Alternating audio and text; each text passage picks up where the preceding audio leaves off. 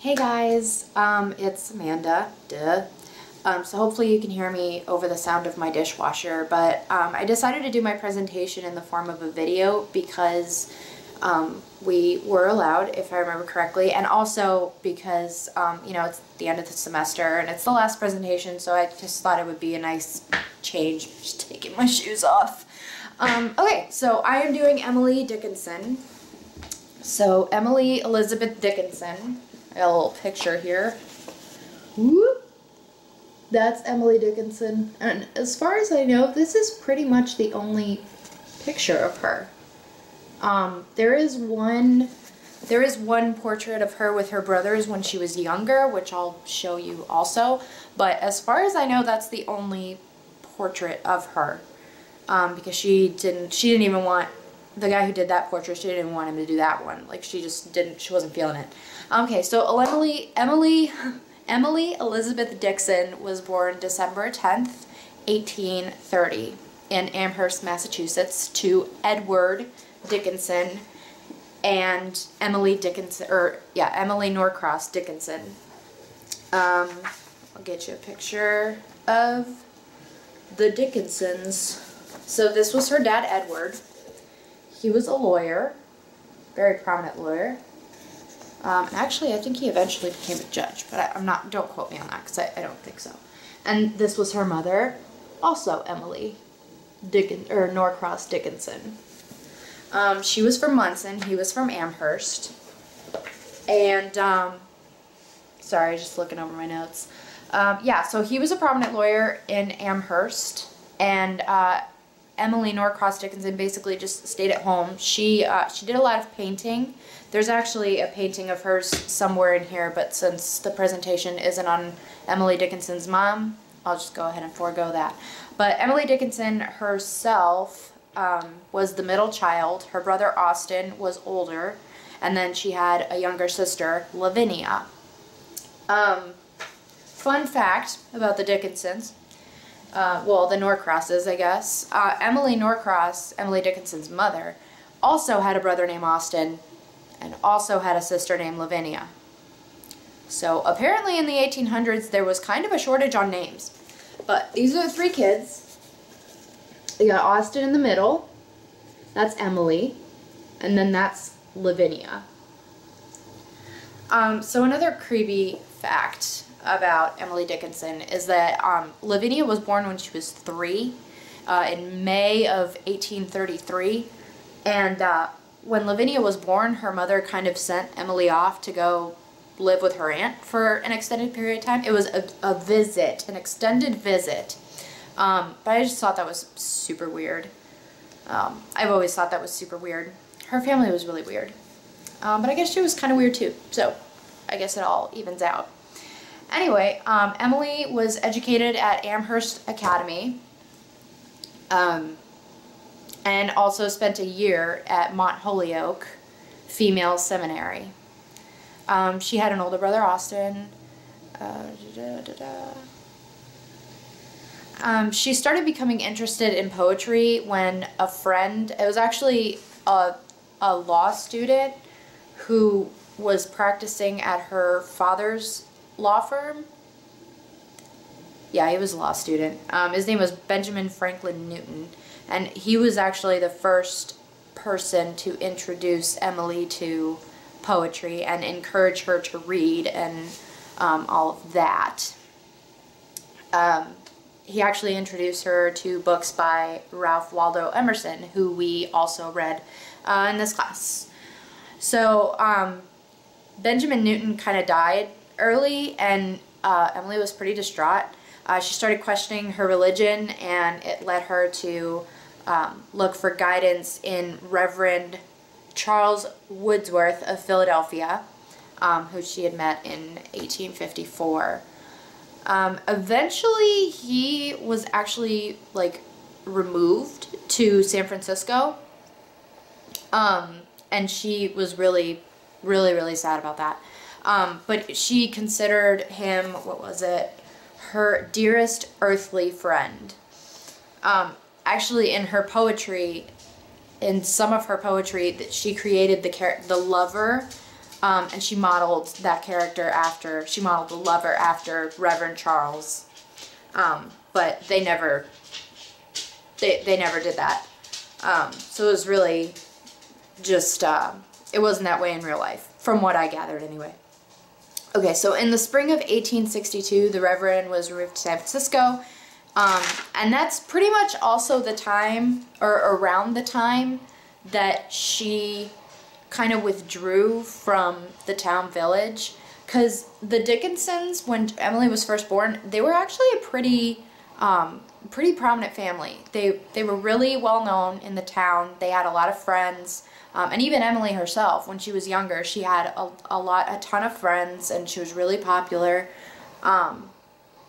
So they had a lot of, the Dickinsons had a lot of strong ties in Amherst. But right after Reverend Charles was removed and was sent to San Francisco in California, that's right around the time where she kind of withdrew from that town, from that atmosphere, from society, if you will.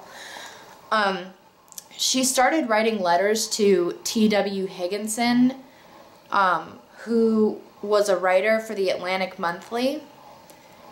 And she only knew him that way. She only knew him through his papers that he would write for this magazine, or this newspaper. I think it was a magazine.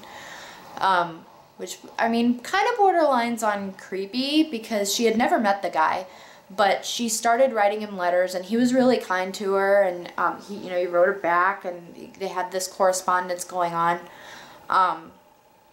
But that's, I mean, I guess in today's standards, it would be considered a bit stalkerish. But I don't think so. I think she was just really lonely, and I think that correspondence helped her with that.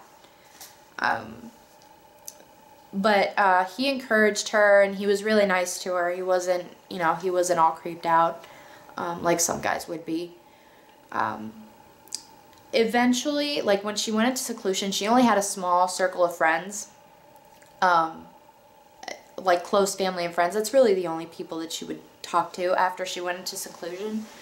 And then when she's like dove deeper into her poetry after Reverend Charles, flew the coop or was removed, and she only let a few select people actually read her poems. She never let anybody read her poems. She pretty much kept them to herself, except for a few select people. I think it was only like 3. Samuel Bowell, I know, is one of them. And the other one is somewhere in here, and I don't want to, because I don't want this to be too terribly long, because I do want to discuss some of the, like, in-class discussion about the poems that we had to read. Okay, sorry, I'm looking over my notes. Yeah, so she wrote in secret. She never even showed her family her poetry. Like, no way. Actually, only 6 of her poems were ever published in her lifetime, and all of them were under different names. They were without her consent. And then after her death, she died May 15th, 1886. But after her death, her family and a couple of her friends were, started going through her stuff, and they found just this, like, chaotic mess of over 1,000 poems. Excuse me. 1,000 poems that she had written, and then a bunch of letters, some of which had never even been sent. So they were just, they were addressed and they were sealed, but she had never sent them. As far as how she died, I found this on one of my sources, which I cite. Her death certificate says she died of a common denomination of a kidney ailment called Bright's disease, but recent research into her symptoms and medication indicate that she may have actually suffered from severe primary hypertension or high blood pressure, because, it's super stressing to be in your room all the time writing, that could have led to heart failure or brain hemorrhage. I mean, I don't think I can comment on how stressed she was, just based on what we know of her, that she was a recluse for a little over 25 years. The last decade of her life, the last 2 decades, quarter of a century, you know what I mean, of her life.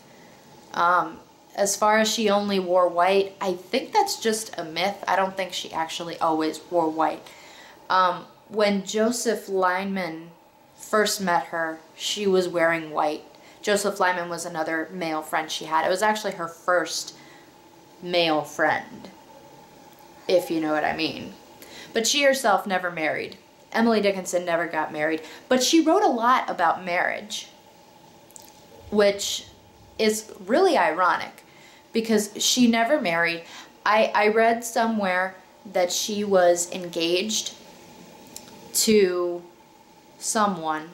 I think the guy that they thought she was engaged to was George Gould was his name. But it was a short engagement, and I guess her dad wasn't really having it. Cut the cord on that. But she never herself married. So really the only model of marriage that she had in her life was her parents. And her brother Austin did get married. Her older brother Austin got married to one of her closest friends, Susan Gilbert, who there's some rumors or theories floating around about what was going on between Susan and Emily, but that's not for me to speculate. So she's buried in West Cemetery in the center of Amherst. She's right in the middle of the cemetery, and her grave is actually surrounded by an iron gate, or an iron fence. So here, I'm going to show you a few pictures in my awesome Emily Dickinson book, which I don't know if you can tell, but it's been read quite a few times. It's actually kind of falling apart. I already showed you that. Pictures of the kids. So this is a view of Amherst.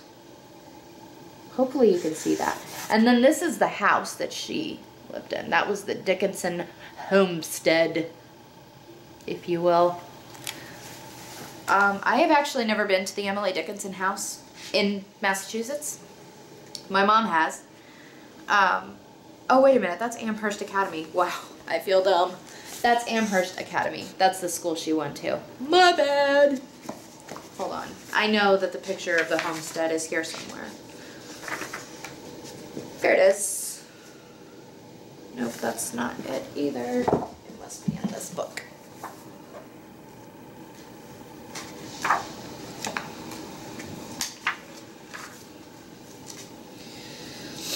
Probably should have prepared a little better.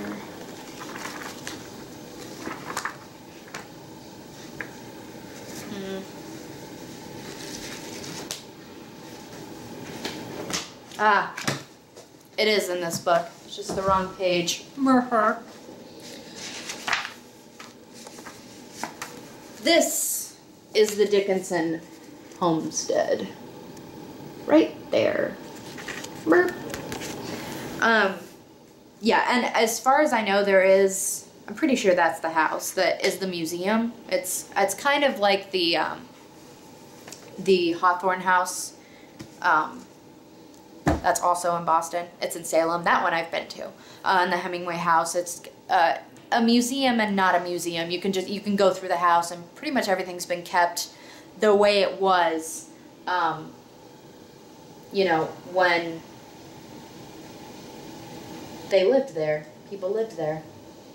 Okay, so right now I want to show you a clip that I found on YouTube. It's a guy that wrote a book called The Secret Life of Emily Dickinson. And apparently this book was super controversial. I have actually never heard of it, but I've read Emily Dickinson since I was probably about 12 or 13. As you can see, these are actually my books. Like, my mom gave them to me. These are mine. This one's mine. This one's mine. This one's mine. Also is falling apart because I've read it like 57 times. Also, my mom has read it a bunch of times. And then I have selected letters. She's just a very interesting being, if you will. But I want to show you this clip, and I kind of want to just cue it up when he starts talking. I'm not going to show you the whole clip because the guy, it's like 36 minutes long, and again, I don't want this to be too terribly long. But what I'm going to do is, since it's on YouTube, I couldn't find just like a file that I could edit into this. So I'm just going to kind of pull you over here. And I'm just going to put it up against the screen. I'm going to do it full screen so you can actually see it. But I'm only going to do like the first 6 minutes again because he flaps his gums for 36 minutes and we don't need to do that. Okay, so just make sure I've got... Yeah, we just moved, so pardon the mess. Sorry. Okay. That's an introduction. You don't care about that. Okay. Oh, wait. Duh. Okay, so he wrote a book called The Secret Life of Emily Dickinson, and he wrote it through Emily Dickinson. He assumed Emily Dickinson's voice. That's why it was so controversial, because a lot of people were like, how dare you write in the voice of the great Emily Dickinson, meh, meh, meh.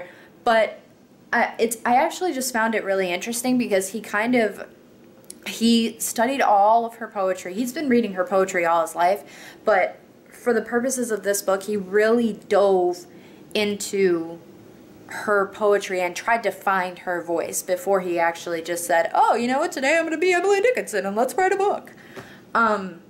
Which I just think it's kind of cool. I actually can't wait to get my hands on it. I haven't looked it up on Amazon because I've been preparing for this, but right after I'm done with this, you can bet your butt I am going to be on Amazon looking for The Secret Life of Emily Dickinson. So, without further ado, going through the mess again.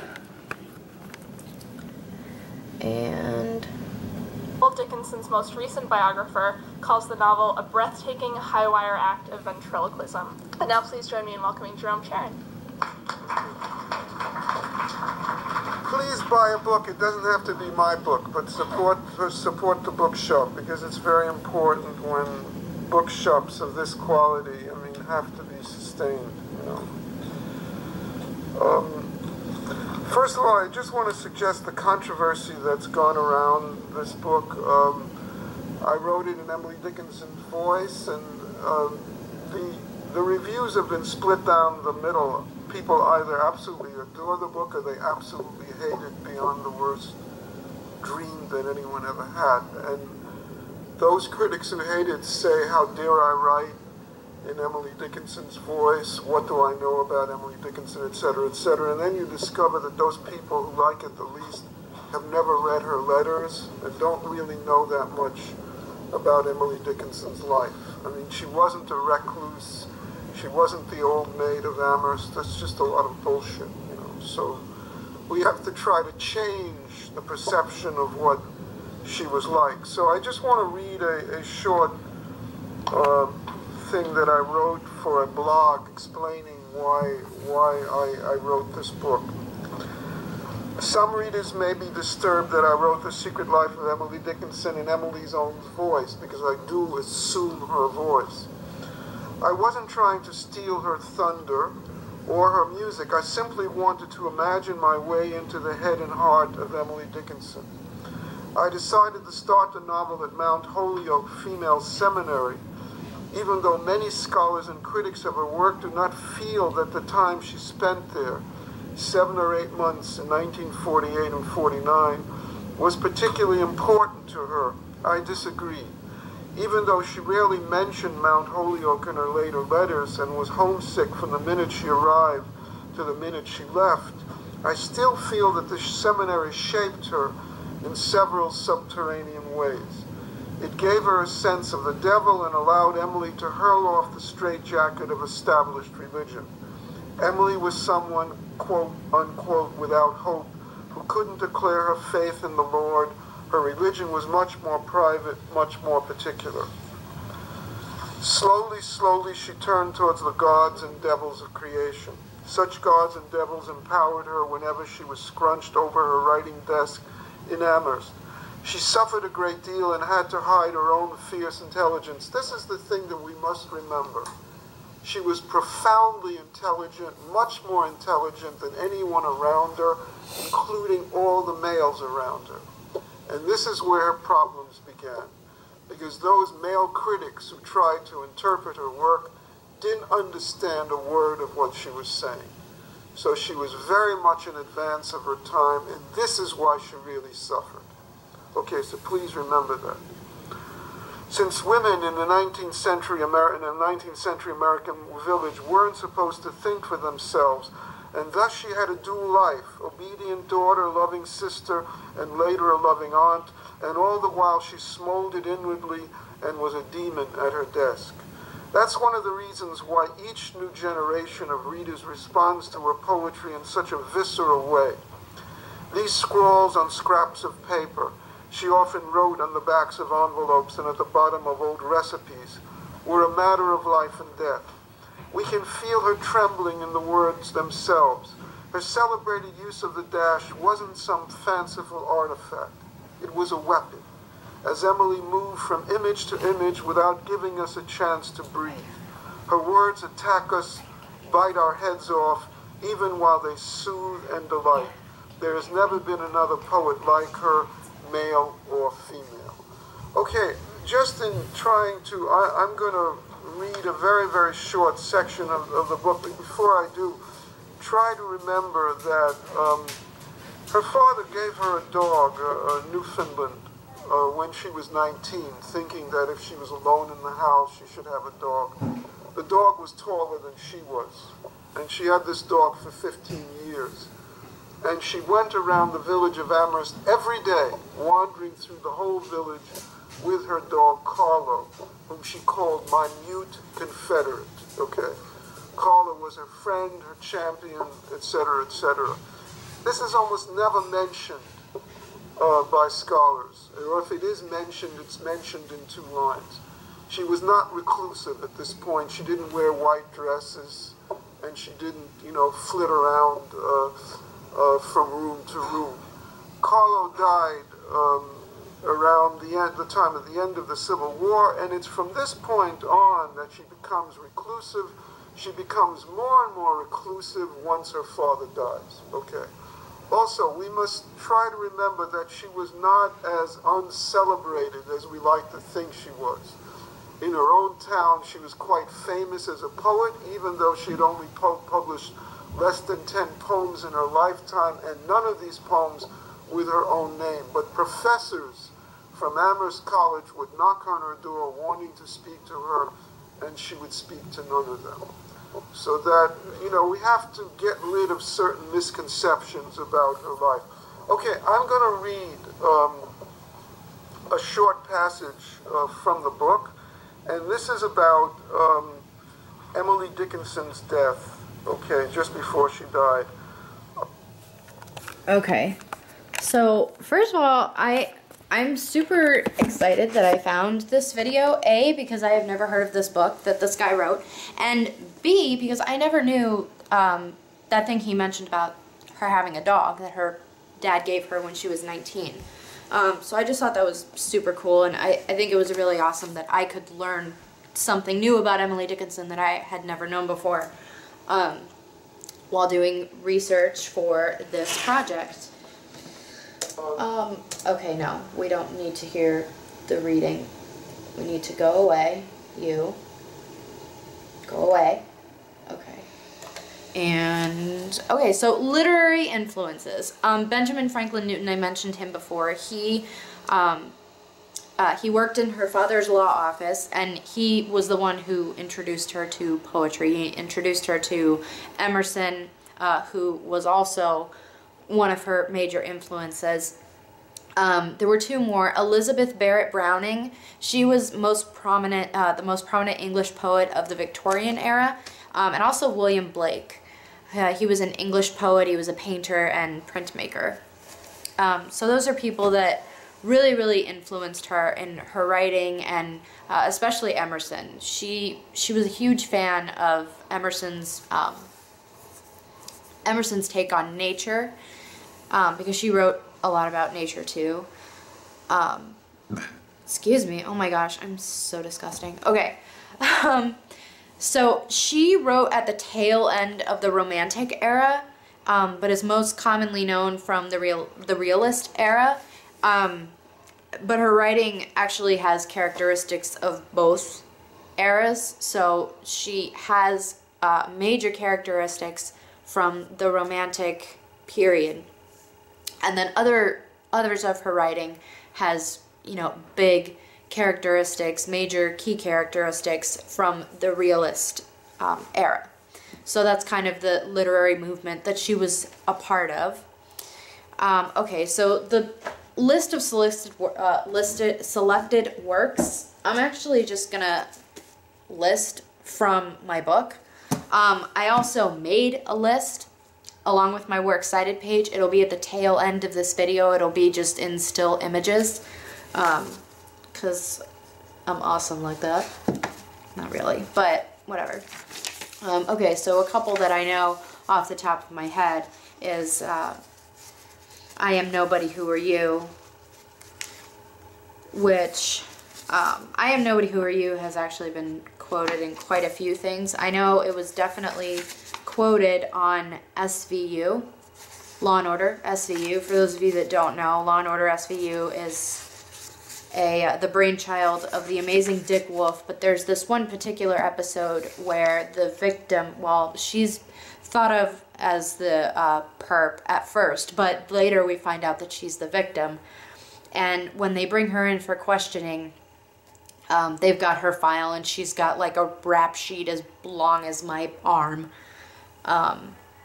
So they, you know, and they say, oh, and you know, you have all these fake IDs, and they start listing off all the names that she has on her fake IDs. So, and then Mariska Hargitay, who plays one of the detectives, finally says, so I guess my first question is, who are you? And the girl looks up and she says, I am nobody. Who are you? Are you nobody too? They never acknowledge in the episode that it's an Emily Dickinson quote, but as soon as I heard it, I was like, oh my gosh, look at Dick Wolf quoting Emily Dickinson. That is ballsy. Quite Empty, Quite at Rest. That's another one of hers. Rathered Arid Delight. Read Sweet, How Others Strove. Poor Little Heart. Portraits Are to Daily Faces. I'm just gonna like go random ones. So Proud She Was to Die. Sister of O Fire. Silence Is All We Dread. Some Days Retired from the Rest. Not With a Club the Heart is Broken. Not What We Did Shall Be the Test. Not To Discover Weakness Is. Not That He Goes, We Love Him More. All of these are actually poems that are numbered. Most of them, anyway. Like the ones that we read are numbered. But if you look them up online, like if you're looking, let's say you're looking for number 449 online, you would search I Died for Beauty, but was scarce, because all of her poem titles are the first line. Like I Am Nobody, Who Are You is called I Am Nobody, Who Are You? I am nobody, who are you? Are you nobody too? Then there's a pair of us, don't tell. So yeah, that's a few of the selected works that I selected. But again, and I think there's actually more on the still image that, again, will be at the very tail end of this video. Let's see. I've got some fun facts on here too. Okay, so on Benjamin Franklin Newton, this is actually a quote from Emily Dickinson. Is that the next? Oh, look, that's the next section that I'm covering. Awesome! Okay, so she's talking about Benjamin Newton, the guy that worked at her father's law firm. Mr. Newton became to me a gentle yet grave preceptor, teaching me what to read, what authors to admire, what was most grand or beautiful in nature, and that sublimer lesson of faith in things unseen. That's from the Emily Dickinson Museum website. They have a lot of stuff on there, like a lot of really great stuff, actually. Another fun fact about Emily Dickinson, just to kind of jump back a little bit, apparently on her tombstone, the phrase "called back" is on there, and I saw it as one of the sections on the Emily Dickinson Museum website, so I thought I'd check it out. Just, I don't know, just felt like it. So apparently Called Back was a popular novella written by Hugh Conway, whose real name is John Frederick Fargus. And then in a letter dated January 1885, Emily Dickinson called the book a haunting story, greatly impressive to me. Those two words, called back, are the only words in her last known letter written to her cousins Fanny and Lou Norcross in May of 1886. Dickinson's original tombstone simply had her initials, EED, inscribed on it. That headstone... This smells weird. That headstone was later replaced by her niece, Martha Dickinson Bianchi, who included Dickinson's birth and death dates, as well as the phrase, called back. So I just thought that was kind of interesting. Okay, so quotes. Let's quote this sucker. Okay, so forever is composed of nows. Mind blown. Find ecstasy in life. The mere sense of living is joy enough. Say nothing, or saying nothing, sometimes says the most. That's one of my favorites, actually. If I can stop one heart from breaking, I shall not live in vain. Oh, I'm sorry. I get it. Beauty is not caused. It is. So true. Unable are the loved to die, for love is immortality. The soul should always stand ajar, ready to welcome the elastic experience. Ecstatic experience, because an elastic experience doesn't even make sense. The soul should always stand ajar, ready to welcome the ecstatic experience. Success is counted sweetest by those who never succeed. Huh. It's actually kind of true. Dogs are better than human beings because they know but do not tell. The dog thing makes a whole lot more sense now. Well, when I read that, I was like, oh my gosh, maybe she did have a dog. Okay. Why did I put that in here? Oh, okay. Alright, so yeah. Oh, okay. So also for quotes, I wanted to read a couple of excerpts from some of her letters.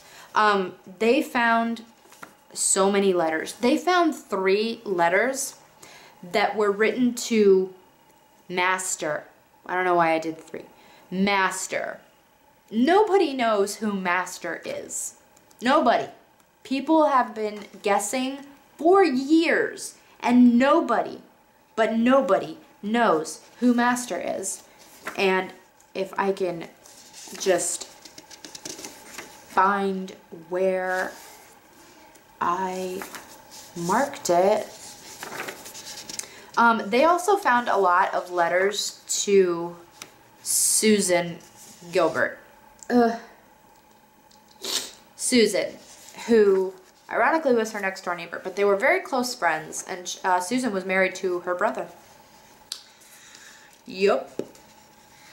And there's been some speculation as to what actually went on between Emily and Susan, or not what went on. Not what went on. What, like, the extent of their relationship because of the letters that they found. Because a lot of the letters that they found that had never been sent to Susan were pretty intimate, and here it is. Pretty intimate, and just suggested that the relationship may have been, I don't know, more than sister-in-laws / really close friends / neighbors.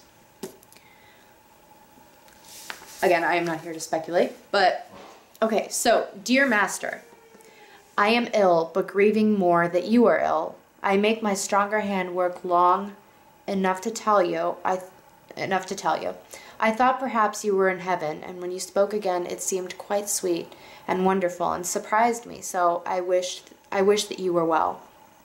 I would that all I love should be weak no more. The violets are by my side, the robin very near, and spring, they say.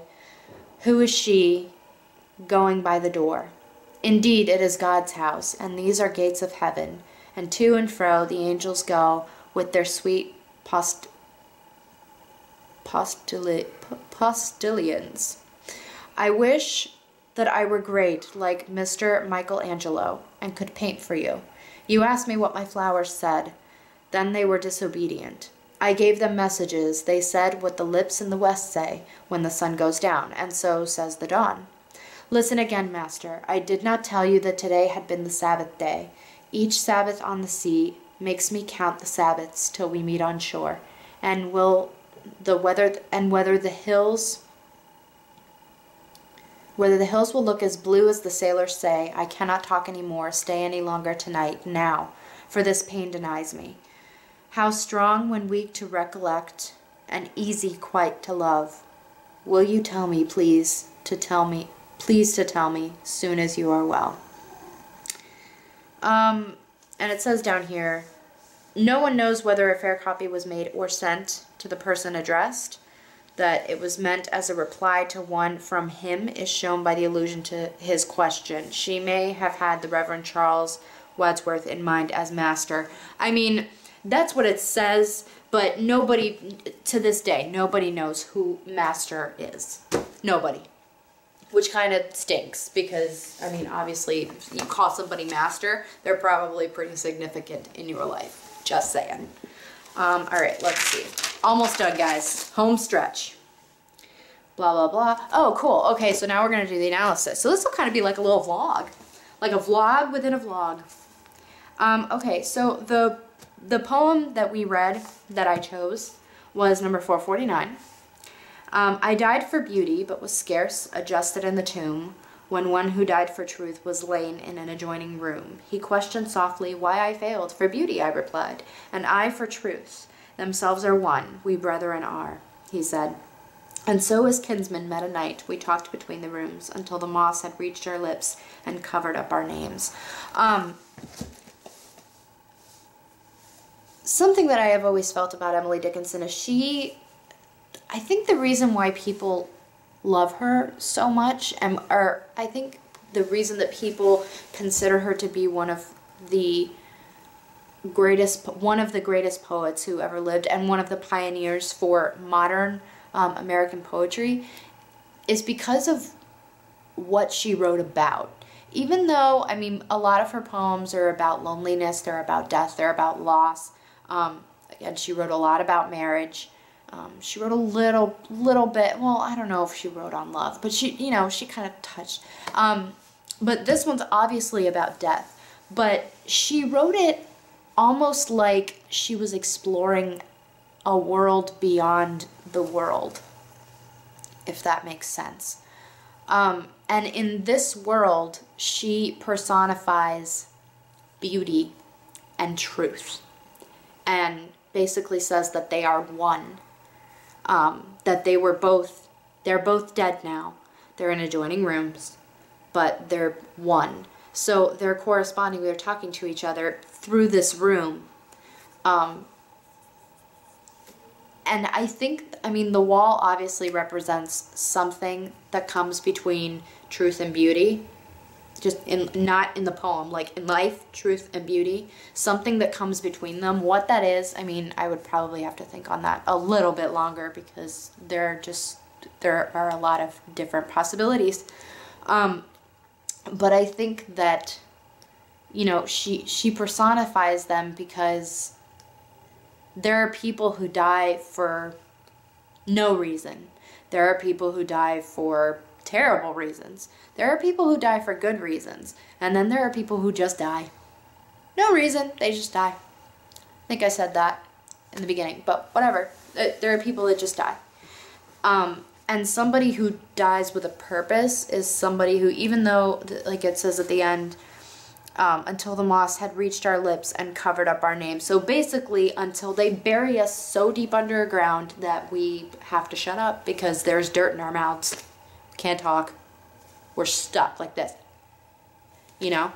And I think that it's kind of her way of saying that these two people, or the truth and beauty, will forever, you know, speak what they mean, and that they'll forever find a kinship with each other. They will forever speak the truth. They will forever speak their piece, if you will, until they are forced to shut up. And that's it. And that's it. Okay, so I'm going to move on to the next section because now I just feel like I sound like an idiot. How influential she's been. She, I mean, has obviously been pretty much anybody you say the name Emily Dickinson, and they may not be able to spout off facts about her. They may not be able to even name one of her poems, but they know who she is. They do. You guys know who she is. I mean, everybody has at least heard of the name Emily Dickinson. Although, funny story. So, my mom has been to Emily Dickinson's house. She actually took a picture of it. My mom is an English teacher, so she took a picture of it when she went to visit her house. And she has it in a frame. She has it on her desk because it's very significant to her. You know, she's a fan of Emily Dickinson. Obviously, she's an English major. Duh. And one of her students was asking her about it, and she said, "Oh, that's Emily Dickinson's house." And her student said, "Miss, you know her?" Needless to say, my mother corrected that very, very quickly, but I mean, I thought that was pretty funny. "Miss, you know her?" No. If I know her, you better run, because that girl's been dead for years.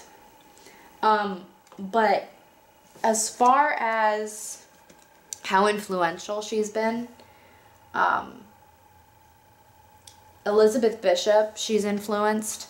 She's a recent American writer who delivers moral lessons in an often highly abstract form. Hello, Emily Dickinson. An interesting comparison might be made between, like, Bishop's The Armadillo and many of Dickinson's animal poems. One of them as A Narrow Fellow in the Grass. Yeah. Adrienne Rich, also abandoned by her early richly detailed style to develop a later, much more mystical, undetailed, and preachy approach to poetry. So think of like Diving into the Wreck as a poem which shows clear hints of Emily Dickinson in its voice. Diving into the Wreck is a poem by Adrienne Rich. There are also a handful of recent, mainly American authors who have focused their poetry on intensely private experience. One of the biggest characteristics, aspects of Emily Dickinson's poetry in its time was how it stayed away from public or political issues. It was all personal. I think it's safe to say that she pretty much wrote for herself. I don't think she wrote with the intention of publishing. I think those 6 poems that she did end up publishing under pseudonyms, I think it just happened. I don't even think she knew about it until it was already done. She wrote for herself. She didn't write, oh, I'm gonna be famous. I'm gonna make $1 million. Nobody would make $1 million in 1800s, but you know what I mean. Okay, so similarities and differences with authors that we have read. Walt Whitman. Hi. Okay, both are considered by many to be the founders of American poetry, modern American poetry, but they're different when it comes to their voice. Emily Dickinson was more introverted. She was very soft and she was very quiet. sometimes a little self-effacing. I am nobody, who are you? Whereas Whitman was loud and boastful. Another obvious connection that probably a lot of you have already made is Edgar Allan Poe. Edgar Allan Poe, as we learned from Shayna's presentation, was pretty obsessed with death. He was, yeah, and so was Emily Dickinson. They were very fascinated by death.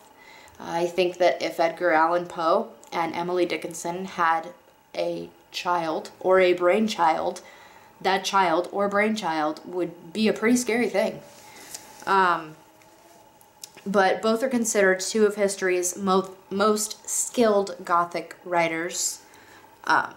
They both wrote a great deal about death, loss, pain, love, and confusion, but they differ in poetic style and treatment of subject matter. Yep, I burped. So anyway, to conclude, I think that's it. Hold on, I'm just going to double check. Reception. How was this author received? Well, I mean, I think the fact that even today, most people and most students will have at least heard the name Emily Dickinson. I think that kind of speaks for itself. As far as how she was received at the time, I mean, the author of The Secret Life of Emily Dickinson said that she was very famous and a very famous poet in her town. She might have been. I don't know. I will take his word for it because he kind of dove himself into that, and I don't think he would say that, you know, publicly without something to back it up.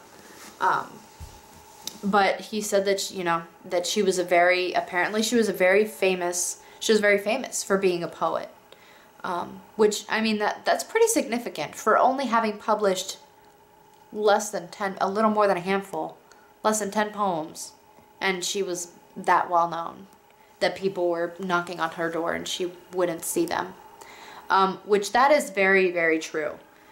The whole she only wore white, I think that was a myth that because she wore a lot of white. She did.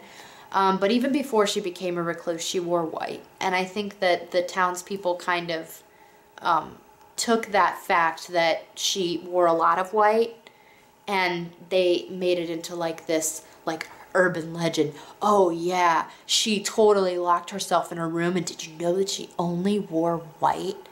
Yup. No, not really. I don't think she always wore white. That fact is unsubstantiated. There's nothing to really prove that.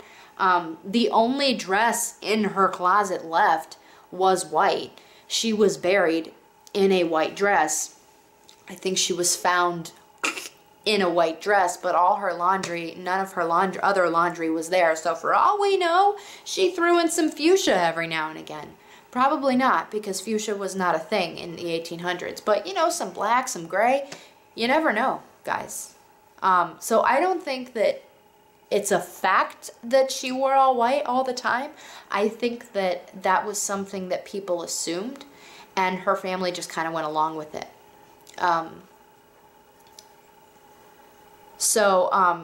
But she did lock herself away.